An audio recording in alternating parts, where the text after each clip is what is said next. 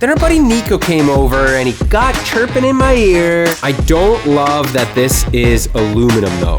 Let's see how she fits here. Drop it in. 3 separate receipts from different years for head gaskets being replaced on this car.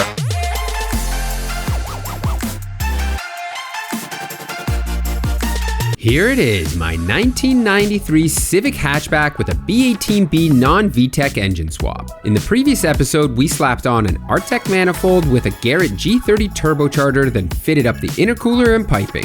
I'm determined to have AC in this car, which means I'll need a custom setup like this one. And speaking of custom, I had to modify a PLM downpipe to work with the new turbo setup. And because I want to hear all the turbo noises, I built a recirc pipe for the wastegate.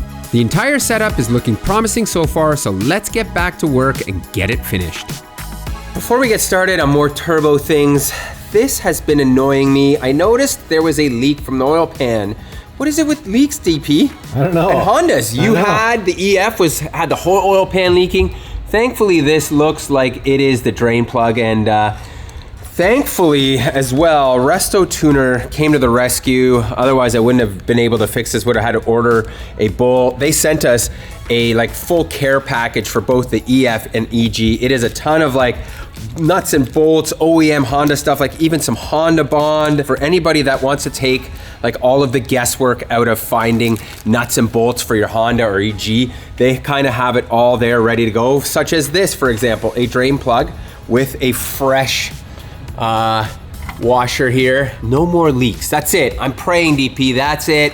I really hope this gasket on the oil pan looks like it's pretty fresh, so I'm hoping we don't have to do that either. Our replacement rad from turn 14 has shown up, and for those of you just joining, you can see I had to order the Koyo Rad B-Series swap half radiator here because you can see the outlets are the proper size. So if I'm not mistaken, the small guy is the 28 mil and that is the 32 or 31 mil for the B series. So it just takes away the guesswork of having to, make some type of weird downsized conversion. That Garrett G30 turbo does require water cooling. So Go AutoWorks actually offers a full kit. A lot of people, what they'll do is they will weld an AN bung onto the back water line that runs on the backside of the engine.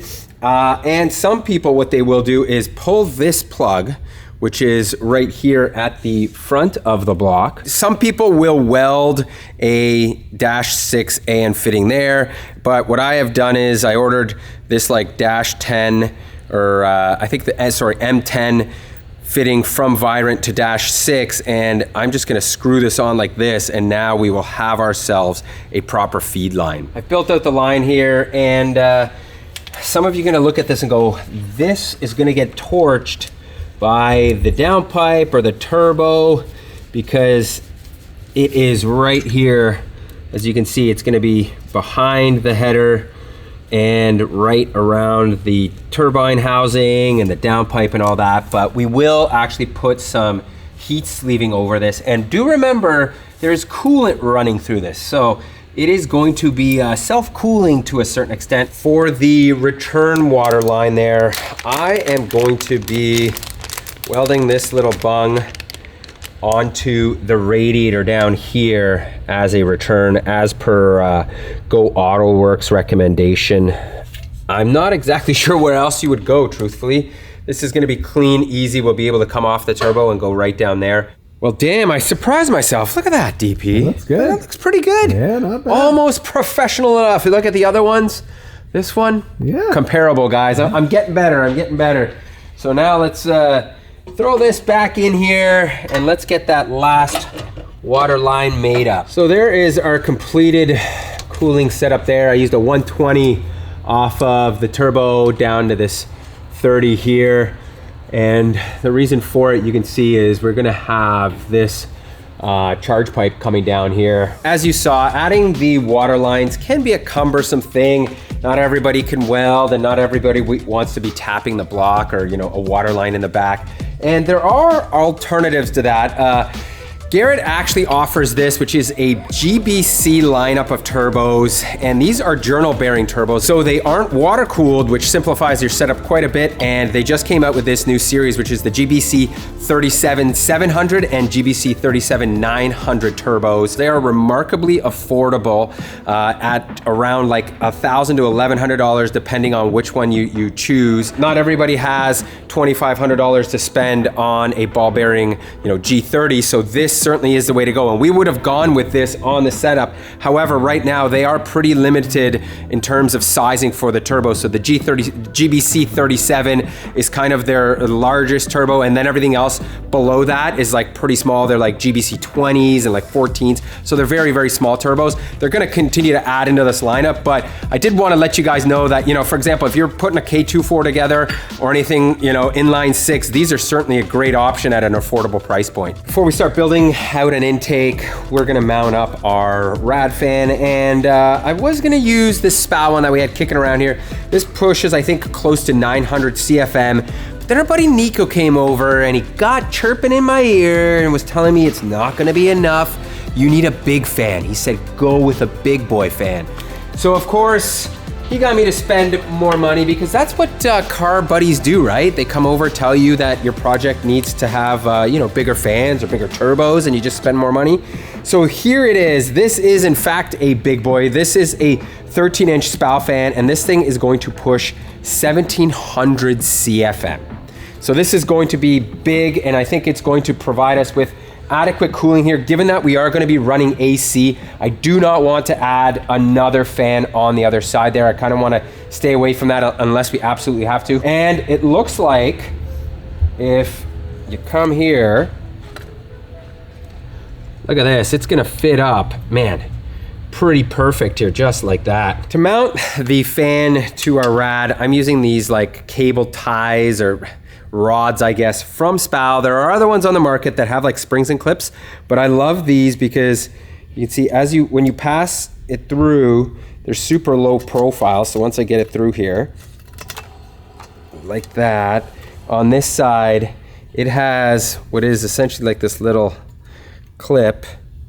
Now I'm gonna try to do this with one hand, everybody, which I cannot do. So here, I'm gonna hold one side and you kind of like just push this down and on, and there it is. It's locked in place. You can see, then you trim it off, and it's like super low profile. You can barely see it, and now our fan is mounted up nicely. We are missing the charge pipe here. It is off at powder coat. However, I'm pretty sure I can still figure out how this intake is gonna run, everybody. You can see I've got some 3-inch aluminum tubing from Vibrant with their cone filter right here.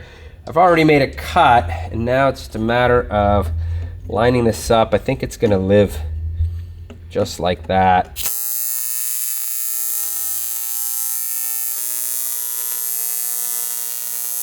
Let's see how she fits here. Drop it in. Oh yeah, DP, look at that. We got good clearance on our rad fan here. We got clearance on the rad, the lower one as well. So I think we are good with this. Last piece of the turbo puzzle is the oil feed line, and same story. There is nowhere really off the block to feed it. So what we're gonna do is, I'll show you in a second, we're gonna go off one of the sensors in the rear. I am ditching this sensor here, which is the factory oil pressure sensor, and basically it's like a warning light. So we will not be using this. Say goodbye. And what I am going to be going with is, if you guys haven't been paying attention, this will have a Link ECU, a standalone aftermarket ECU. And Link now actually offers a oil pressure sensor and a oil temperature sensor in one. That's right, look at this beauty. So we're gonna have oil temp and oil pressure in this, and this is the adapter that we're going to screw into that fitting. However, this is 1/8 NPT, and guess what the Honda block is? 1/8 BSPT. So now we need an adapter for an adapter. You can see this now has to go into here. I don't love that this is aluminum though. You don't want a lot of weight kind of like pushing down on this setup here. And given the fact that this is aluminum, this will be quicker to fail than, for example, a stainless steel one. So I'm gonna try to source a stainless steel one to replace this, but for the time being, we're gonna take this whole setup, screw it into here, and I'll show you what it looks like. You can see there will be a weight load pushing down on that fitting. So if you guys have suggestions as to what you would do here, let me know. Usually what we would do is remote mount the pressure sensor, but because it's a temperature sensor, as soon as you remote mount it, then your oil temperature readings are off because they're not accurate. So we're kind of in a conundrum. I'm hoping I can find a whole bunch of just like stainless steel fittings here and just replace it that way. Having to upgrade the fuel system is a must due to the turbocharger. So we are going to be installing some ID 1050X injectors that will completely meet our fuel needs, and we are going with the Radium Auto B-Series fuel rail. And here is an industry first, and what I think is an ingenious idea. As you can see, most of the time when you would have to adjust an adjustable fuel pressure regulator, you'd have to come in with an Allen and turn it, and these guys, look what they've done. We now have basically an adjustment knob. How cool is that? And on top of that, this whole thing is also clockable.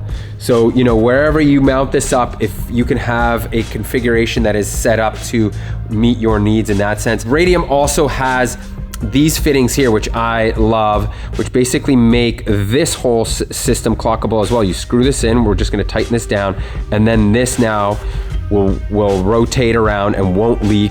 So now I just use a wrench, and you can see the whole thing is not moving and makes install so much easier. Radium also offers a B-Series plumbing kit, which makes super easy work of creating a feed line. And then this one, the Dash 10 ORB with the 6AN goes there. I was thinking I was gonna cut this and make it go, you know, the hose right here on top, but I think it's a little bit more stealthy to go like this, run it underneath the throttle body, put this on here. You've got the line. Maybe Radium, that's why, Dave, Radium provides this line, because they know that we were gonna do this. Life. Look at this. They are about that tucked life. Look at this now. So much better. Now it's just like hidden away here.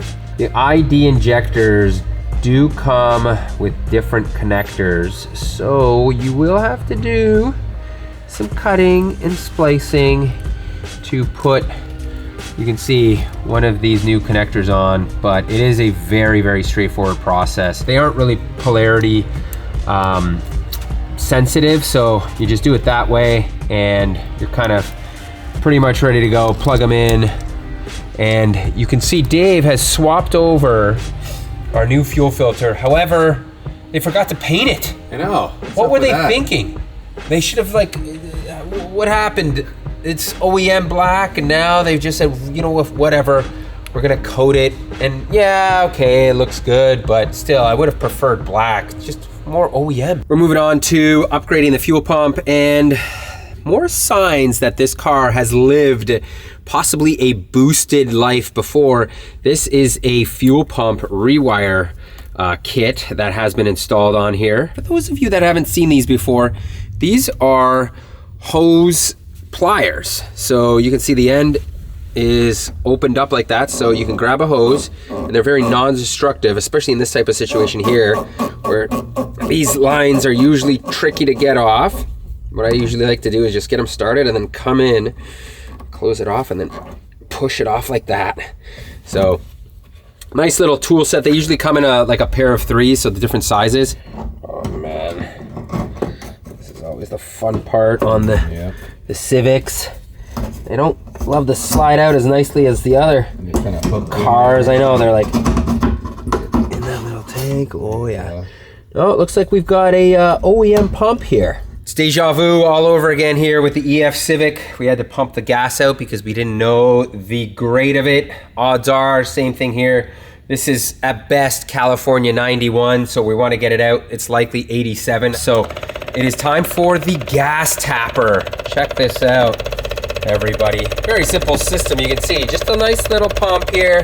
Got a fuel filter, we drop that into the tank while the pump's out. and we just siphon the gas. All right, since Pete doesn't like getting fuel on his fingers, I guess I'm doing the fuel pump swap, everybody, and this is the OE pump. It does appear to be an OE pump because there's no branding on it or anything like that. And here's what we're replacing it with. This is an AEM E85 compatible, that's what the green housing means, 340 liter per hour pump. We use this in pretty much all of our builds. It's a very effective pump. It's really nice in that it's compact, it fits into most hangers very easily, and it will just plug into the wiring here quick and easy. And we do have one other little upgrade that we're gonna put in here from Honda Development. They were nice enough to send us this anti-surge mount kit. So this rubber bracket, if you want to call it, slides over the pump, and then this extended fuel return line hose clips into this little area here. And what this does is it directs the fuel return right back into the swirl pod area in the gas tank, so that it's pumping all that fuel right back into where the pickup and the filter live. And it's designed to prevent fuel starvation. AM pump fit like a glove, as you can see, and we did reuse the stock fuel filter sock just because that whole baffle pickup area in there, the AEM one kind of wouldn't have fit properly, so we decided to play it safe and go with that there. You can see the Honda Development setup here, so the fuel is, like Dave said, just gonna pump down into this area, right back into the sock and into that pickup. And for those of you that don't know, I should have mentioned, so the whole idea of a fuel pump rewire is you can see the gauge of wire now running to the pump is much larger than the factory stuff, which is right here. You can see this is tiny wire, and what that does is that actually allows the fuel pump to operate at its proper liter per hour rating, whereas if you use the stock wiring, the voltage drop from the battery or the relay back to here drops enough where the pump doesn't actually see full voltage. So that's where the advantage of a fuel pump rewire kit comes into play, where you now have the ability to run the pump at that 340 liter per hour rating. And it looks like I'm gonna have a slight little problem. I gotta change my technique here, spin it around and then spin it back. And a little wiggle, wobble, and in it goes. There it goes, DPC. Yep. Technique, it's all about the technique. Yep. And man, the nuts are looking a little rusty. And for those Canadians who know, these studs always snap in Canadian cars, and then you're in a world of hurt. So what I'm gonna do is give them a little bit of the fluid film treatment here, just to make sure that we never have a problem. Not that this car will ever see winter, but you just never know. And on top of that, I'm gonna put some fresh nuts on here, zinc plated. Not just Canadian car, PT, those Midwest bros. I know, yes. Some of our US friends, you're right. Some of the US friends do have the same struggle we do, but ours is pretty bad though. I'd say it is. We're probably there, a 9 out of 10. You can't go any worse. Maybe some of the Quebec areas are worse than us, but we're pretty bad. No, the suffering. Michigan, yeah, they've still got the warmer climate. Chicago, maybe. Chicago, I don't know. What about Wisconsin? Yeah, Minneapolis. Yeah. Around Alaska. Those areas. Yeah.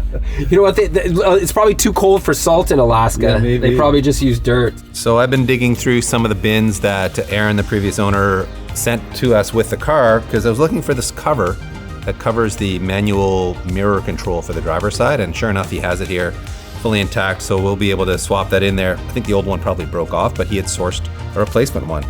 He had a ton of good stuff in his stash of parts, by the way. There's OE fasteners here for a front lip, and there's a pedal cover and some Honda keys. But what really intrigued me is he had this big file folder, which would probably have normally lived in the car's glove box, because it was also with the original owner's manual from 1993. Look at that. Still in pretty good condition. No notes written in there, but the amount of paperwork here is extensive. There's receipts going back to pre-2000 in there.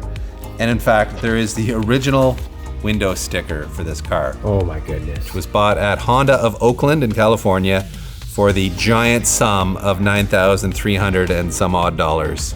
Dude, 40 MPGs. Yeah. 40 MPGs city highway. In 1993. Oh, no, look, that is actually right there. Look, it says 46 MPG in the city, 53 MPG on the highway. Wild. That is crazy, That is. man. Like, we have not made a lot of progress in fuel economy, probably because cars have gotten so heavy. Like, this car weighs barely over 2,000 pounds, so it didn't need to have a super advanced engine to be fuel efficient. But now everything weighs 5,000 pounds, so it needs to have crazy efficiency. Anyway, really cool to see that. There was also a letter in there. This car's had at least 4 owners, as far as I could tell. And this was from like the second and third owner of a bill of sale for $300. We've redacted their names because we don't want to give away their information, but we thought it was pretty funny that this car sold for $300 in 2016, which wasn't that long ago. Now, let's just make one thing maybe clear. Californians are known, DP, to pull the old, undervalue the vehicle. Undervalue the vehicle. Canadians have been known to do that too, for sure. This kind of blew my mind, no pun intended. I found 3 separate receipts from different years for head gaskets being replaced on this car, all on the D15.